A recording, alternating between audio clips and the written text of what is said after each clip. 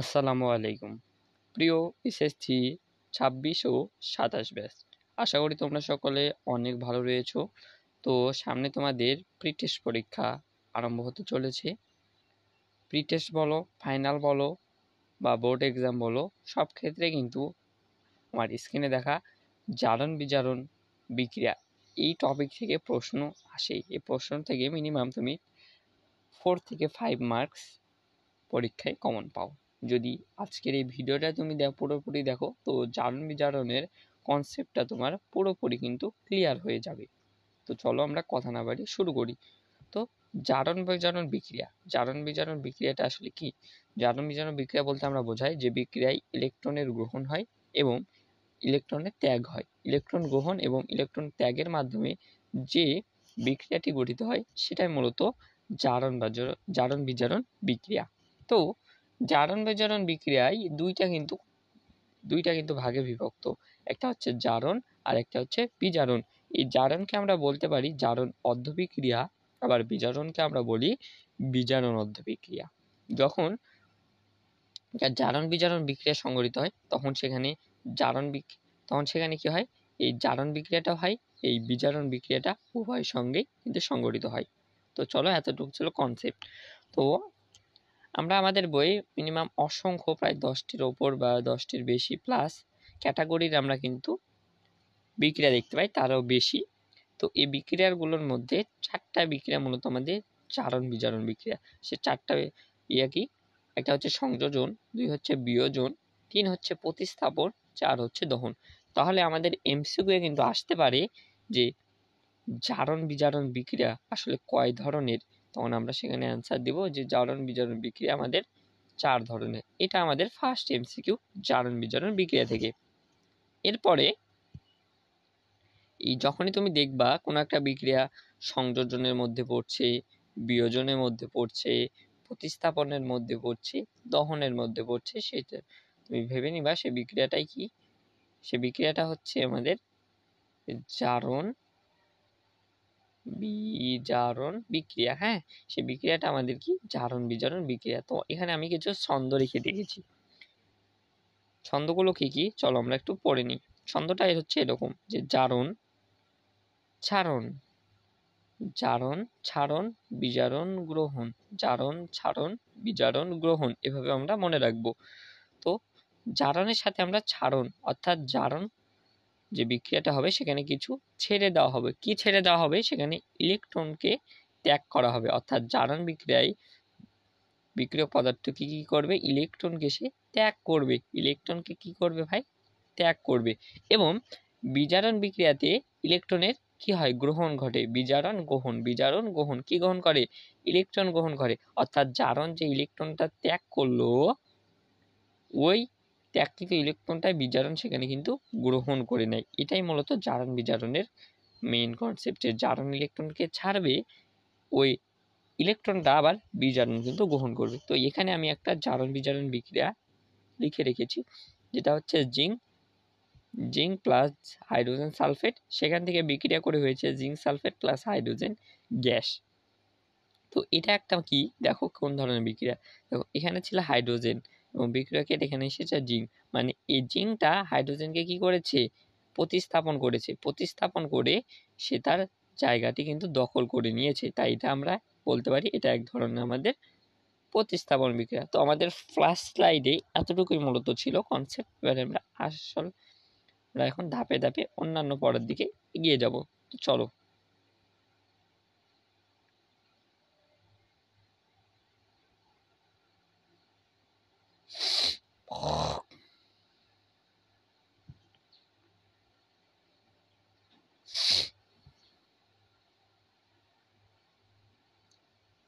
তো আমাদের সেকেন্ড স্লাইডে আমরা দেখতে পাচ্ছি কি লেখা রয়েছে, যে জারণ সংখ্যার বৃদ্ধি ইজুক্যাল টু জারণ, এবং জারণ সংখ্যার হ্রাস ইজুক্যাল টু বিজারণ।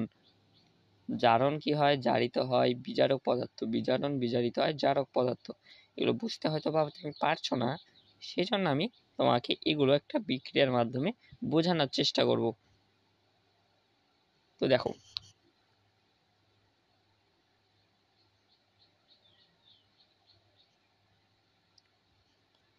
তো দেখেন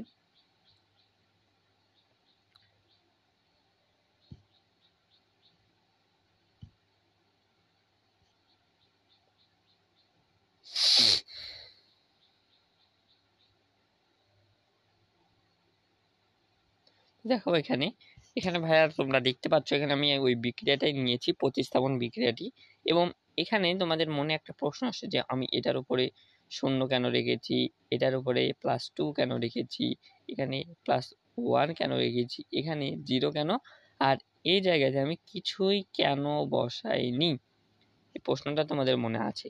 তো দেখো এই যে আমি এই মাথার উপরে যেই গুলো লিখেছি সেগুলো মূলত জারণ মান। কি মান? জারণ মান। তো যখন তুমি দেখবে যে মুক্ত মৌল মানে সে মৌলের সঙ্গে অন্যান্য কোনো মৌল কিন্তু যুক্ত নেই, সে মৌলের জারণ সংখ্যাটা কি হয়? সমান হয়। এরকম উদাহরণ আমরা নিতে পারি যে ধরো হাইড্রোজেন, অক্সিজেন, নাইট্রোজেন, জিঙ্ক, তারপর ক্যালসিয়াম, ম্যাগনেসিয়াম, এই যে মৌলগুলো, এই মৌলগুলোর ক্ষেত্রে কিন্তু এই মৌলগুলোর সাথে অন্যান্য কোনো মৌল কিন্তু রিলেটেড না, সেজন্য আমরা বলতে পারি এগুলো মুক্ত মৌল। আর মুক্ত মৌলের জারণ সংখ্যা তুমি অলওয়েজ মনে রাখবা, মুক্ত মৌলের জারণ সংখ্যা হয় কত? 0 বা 0। শেষ। এরপরে আমাকে আরেকটু বুঝতে হবে কি, যে ধরো এখানে আমি কি লিখেছি? সালফিউরিক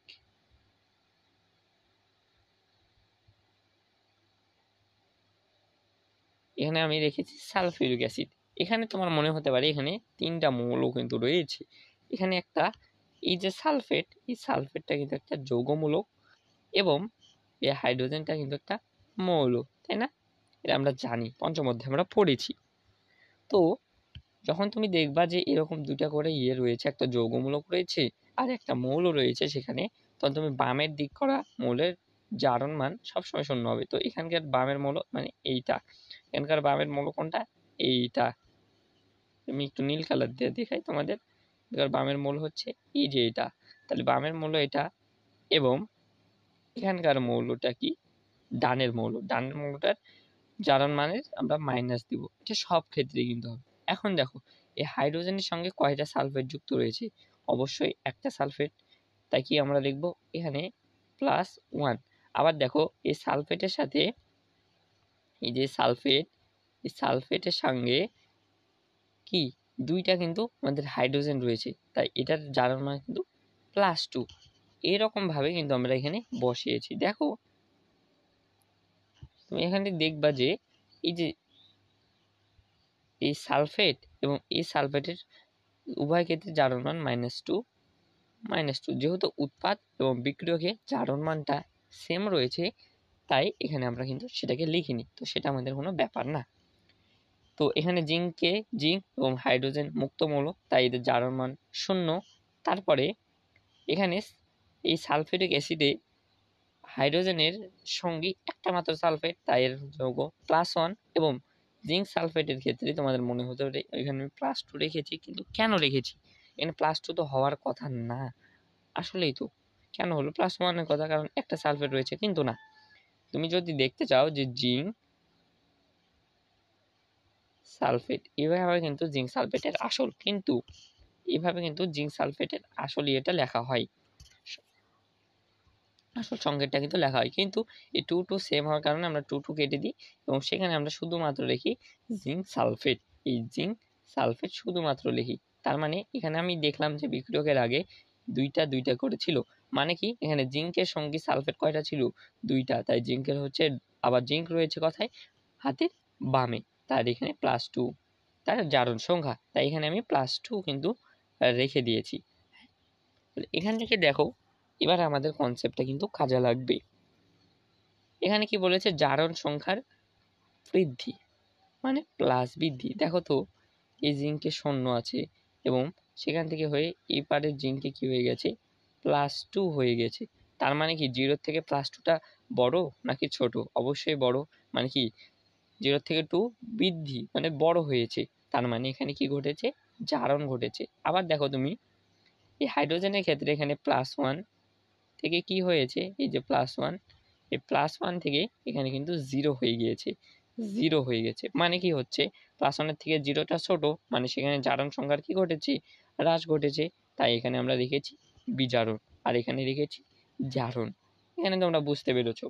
তো এবারে আমাদের এতটুকু যদি বুঝতে পারি, তো আমাদের কনসেপ্টটা মোটামুটি বিল্ড আপ হয়ে গেছে। এখন দেখো আমরা এটাকে বোঝা করি যে জারণ জারিত হয়, বিজারণ বিজারিত হয়। এতটুকু তোমার মনে রাখতেই পারবা। দেখি, জারণ জারিত হয়, বিজারণ বিজারিত হয়। এবং জারকের ক্ষেত্রে শুধু উল্টোটা ঘটবে। জারকের ক্ষেত্রে জারণের ক্ষেত্রে কি হয়, বিজারক, এবং বিজারণের ক্ষেত্রে হয় জারণ। তো এখন আমরা এটা এই যে বিক্রিয়ার মধ্যে দেখতে পাই। দেখো এখানে কি জিঙ্ক মৌলটার কি ঘটেছে, জারণ ঘটেছে। মানে এখানে জিঙ্ক মৌলটা কি আমাদের এই যে বিজারক, তাই না? আবার দেখো এখানে এই হাইড্রোজেনের কি ঘটেছে, বিজারণ ঘটেছে। মানে হাইড্রোজেন এখানে কি জারণ। তো এতটুকু কনসেপ্ট দিয়েই আমরা কিন্তু শেষ। তাহলে এখান থেকে আমরা বলতে পারি যে জিঙ্ক মৌলটির জারণ ঘটেছে। মানে কি, জিঙ্কের জারণ ঘটেছে। জিঙ্ক একটি বিজারক পদার্থ। এই যে এই কনসেপ্ট বা এই ফর্মুলা অনুসারে কিন্তু আমরা বলছি। তারপরে জিঙ্কের জারণ ঘটেছে, জিঙ্ক একটা বিজারক পদার্থ এবং জিঙ্ক জারিত হয়। এবং সেখানে তুমি একটা বিক্রিয়া দিয়ে দিবা, যে বিক্রিয়াটা হচ্ছে এরকম বিক্রিয়া, যে জিঙ্ক জারণ মানে কি করবে, সে ইলেকট্রনকে ত্যাগ করবে। এর আগের আমরা স্লাইডে দেখেছি, মানে মাইনাস কয়টা ইলেকট্রন, জিঙ্ক 2টা ইলেকট্রন ত্যাগ করবে, কারণ জিঙ্কের যোজনী 2। তারপরে এখানে হয়ে যাবে জিঙ্ক 2, জিঙ্ক +2। হ্যাঁ, তো দেখো এখানে 0 রয়েছিল, 0, এই 0 থেকে এখানে কিন্তু +2 হয়ে গেছে। তাহলে আমাদের ফর্মুলা কিন্তু মিলে যাচ্ছে। এরপরে আমরা আসবো হাইড্রোজেনের ক্ষেত্রে। হাইড্রোজেনের ক্ষেত্রে কি হচ্ছে, দেখো হাইড্রোজেন কিন্তু বিজারণ, আর বিজারণরা কি করে, ইলেকট্রন গ্রহণ করে। মানে এখানে H, এখানে লিখবা 2H + 1 প্লাস ওই জিঙ্ক কয়টা ইলেকট্রন ত্যাগ করেছিল, 2টা ইলেকট্রন ত্যাগ করেছে। ওই 2টা ইলেকট্রনকে কে গ্রহণ করবে, হাইড্রোজেন। 2E দিয়ে সেখান থেকে হয়ে যাবে সেই H2।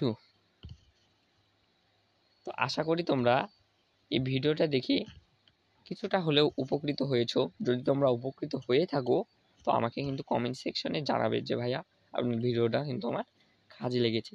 তো জারণ বিজারণের আমি 3টে স্লাইডই তোমাদেরকে দেখিয়ে দিচ্ছি। এটা ছিল আমাদের প্রথম স্লাইড, যেখানে জারণ বিজারণের প্রকারভেদ এবং আমরা ছন্দ লিখে রেখেছিলাম। এবং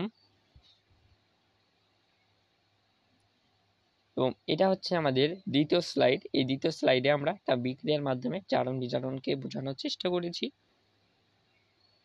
এবং এটা আমাদের সর্বশেষ স্লাইড, যেটাতে আমরা বলেছি যে জারণ জারিত হয়, বিজারণ বিজারিত হয়। জারণের ক্ষেত্রে সেটা কি হয়, জারক পদার্থ। জারণের ক্ষেত্রে সেটা বিজারক পদার্থ, বিজারণের ক্ষেত্রে সেটা জারক পদার্থ। তো এতটুকু কনসেপ্ট যদি বুঝতে পারো, তাহলে কিন্তু জারণ বিজারণ বিক্রিয়ায় আমাদের পরীক্ষায় আসে আমরা 3 মার্কটা কিন্তু ইনশিওর করতে পারবো, এবং আমাদের পরীক্ষাটা একটা ভালো ফলাফল করতে আমরা পারবো ইনশাল্লাহ। তো এই বলে আজকে আমি শেষ করছি। দেখা হবে নতুন কোনো ভিডিও, নতুন কোনো টপিক নিয়ে। ততক্ষণ তোমরা সুস্থ থাকবে, ভালো থাকবে, এমসি একাডেমি এডুকেশনের সাথেই থাকবে।